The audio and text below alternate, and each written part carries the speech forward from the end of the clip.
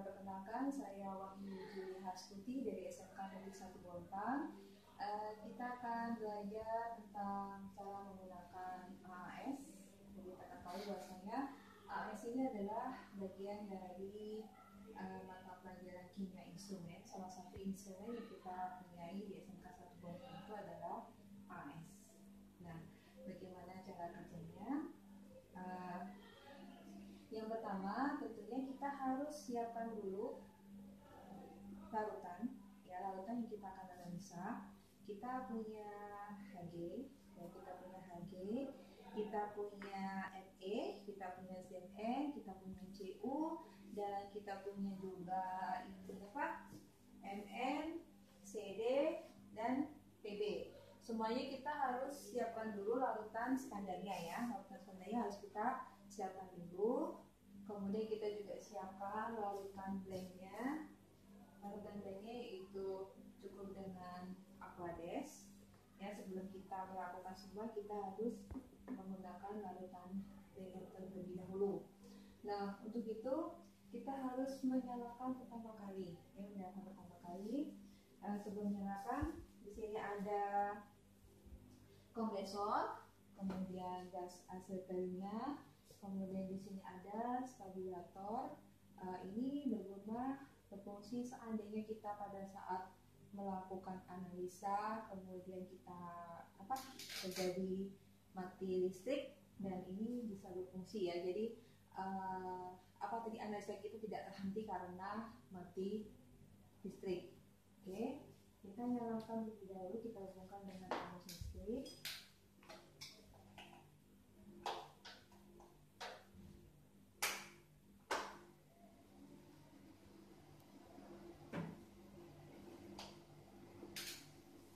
Kita hubungkan dengan arus listrik.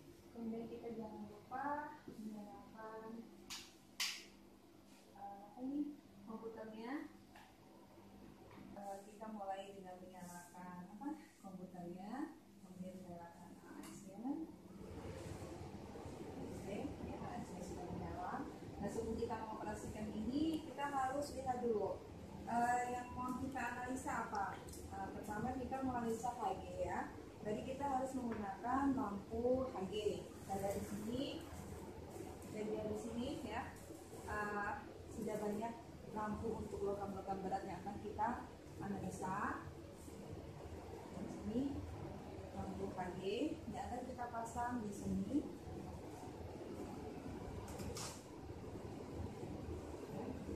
Salah satu ini kita akan pasang lampu Hg.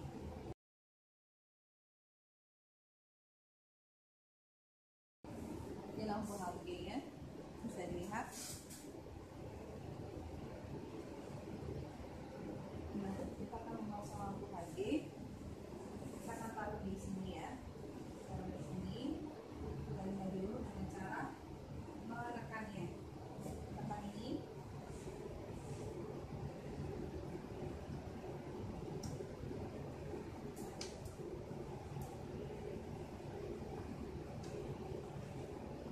Kita lihat di sini sudah terpasang, ya. Kemudian kita akan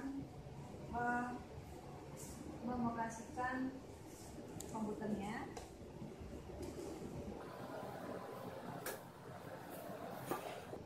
Caranya, kita klik 2 kali ini, ya, spektra.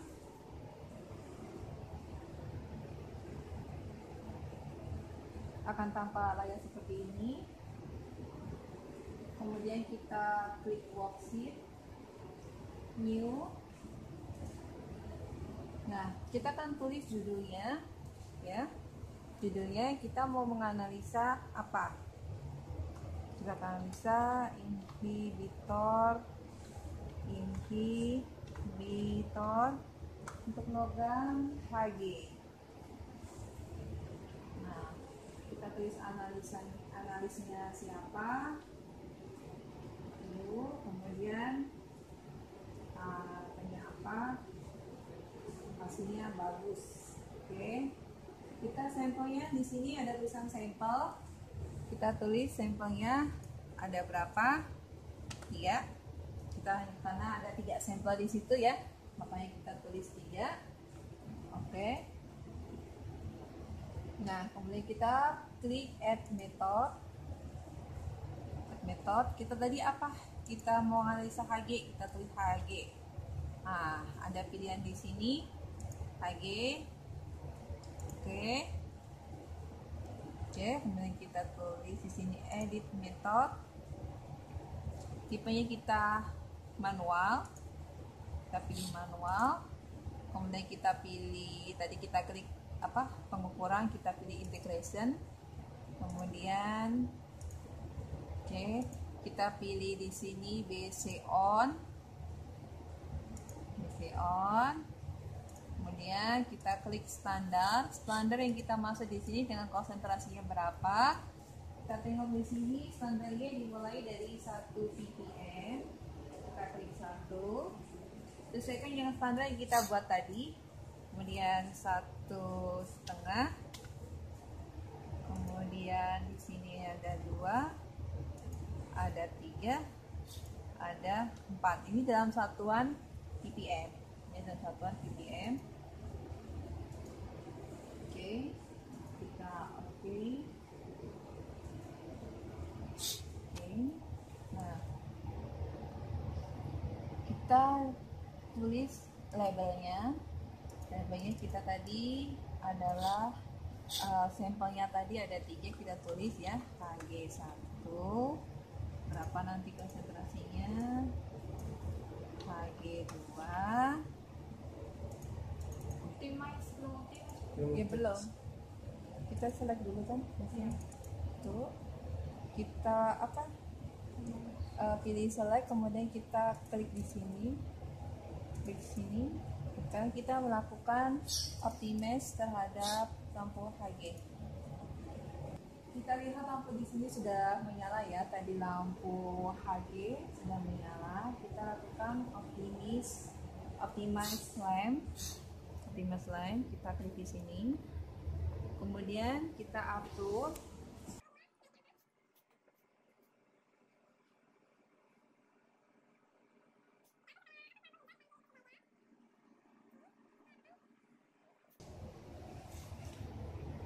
scale, kita akan klik scale.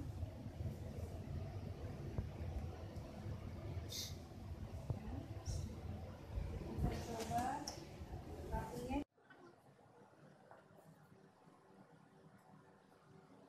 Kita lihat ya, di sini apakah lampunya ini sudah sejajar dengan pengapiannya di sini ya.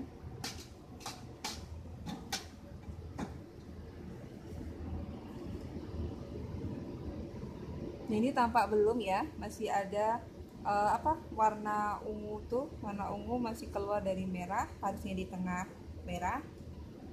Kita betulin kembali, kita optimis lagi.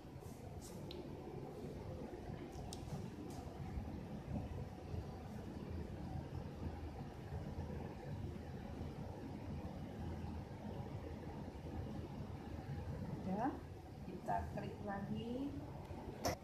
Kemudian kita klik insert 0, optimis sinyal. Oke. Dan kita klik sebentar. Oke, so kita klik select di sini ya. Select tuh ya. Oke. Kita mulai ke sinetron, bisa bantu ya. Pertama kita siapkan tisu, di tisunya ya. Oke, kita siapkan tisu. Kemudian kita klik start, kita masukkan blank. Ya, itu bisa di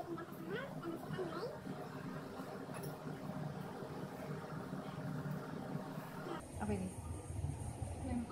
Apa itu? Lamp off. Oh, ini.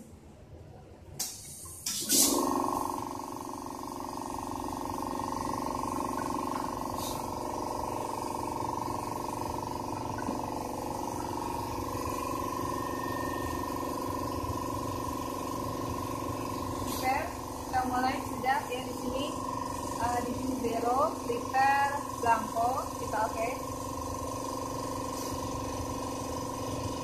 Ternyata dia bacaannya di bawah dari 0,0001, jadi harus kita menghitungnya dengan absorbansi. Silakan. Ini yang kita lihat di sini, datanya ada di sini semua ya. Tadi datanya dari sini kita lihat.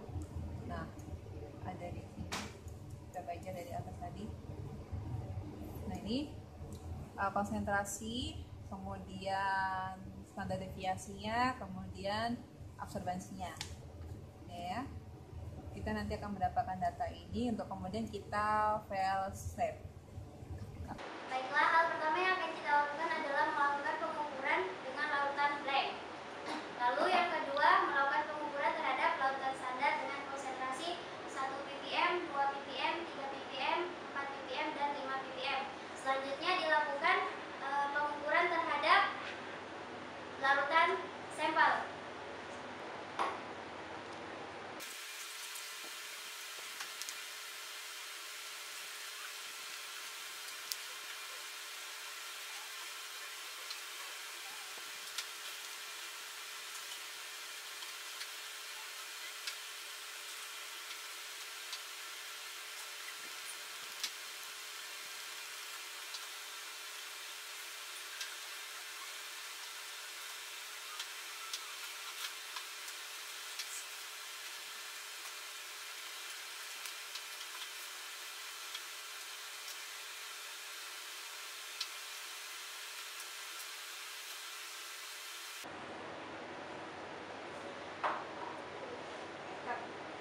Ini adalah data dari hasil analisa. Ini dari standar 1, 2, 3, 4, dan 5.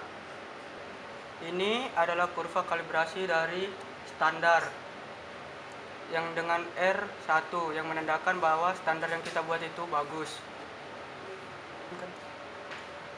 Dan ini adalah sampelnya. Ya, sekarang akan presentasi. Katanya yang siap itu adalah Karila ya. Oke, Karila siap. Silakan dibantu kelompoknya. Kelompoknya Karila.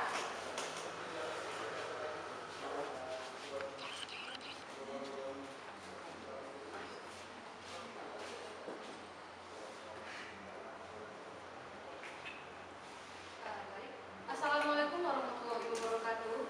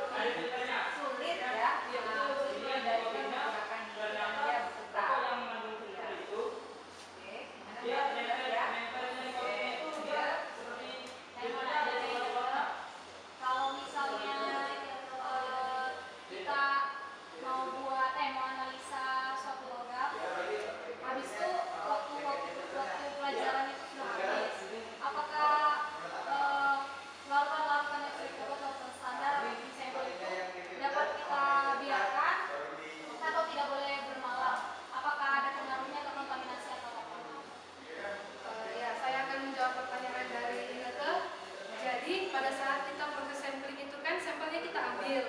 Nah, jika kita tidak ingin melakukan analisa secara langsung, pada saat kita ambil sampel langsung kita analisa, nah itu kita tidak ingin melakukan, kita ingin melakukan beberapa hari kemudian, kita bisa pada proses sampel, kita ambil sampelnya, setelah itu kita tambahkan H2SO4. Nah, setelah kita tambahkan H2SO4, kita lakukan kita dinginkan, kita jaga suhunya kurang lebih pada suhu 20 derajat Celcius. Suhunya itu tidak boleh lebih atau tidak boleh kurang. Kita harus tetap jaga pada suhu sekian. Nah, dalam proses sampling ini nantinya dia akan bertahan selama 3 hari. Jadi sampel yang tidak langsung kita analisa itu bisa bertahan selama 3 hari jika kita melakukan penambahan H2SO4 lalu kita dinginkan seperti itu. Jadi apa? Sudah jelas? Silakan, apa ada pertanyaan lagi, teman-teman? Mungkin bisa ya pertanyaan Ibu, pertanyaan terakhir ya. Kan ketika pembacaan di AS itu kadang tidak terbaca itu konsentrasinya atau misalnya angka gitu ya. Nah itu gimana kita cara menentukan PPM-nya? Ada sih datanya absorbansinya aja gitu. Gimana caranya? Jadi saya akan jawab, biasanya kita melakukan perhitungan secara manual.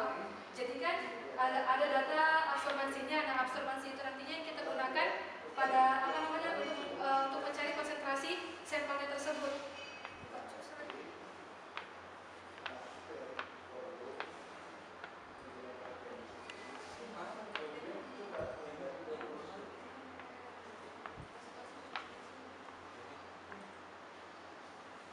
Nah, ini kan kita bisa dapat konsentrasinya ini kan berdasarkan dari perhitungan manual. Coba kita lihat kurvanya. Nah, di kurvanya itu kan ada Y sama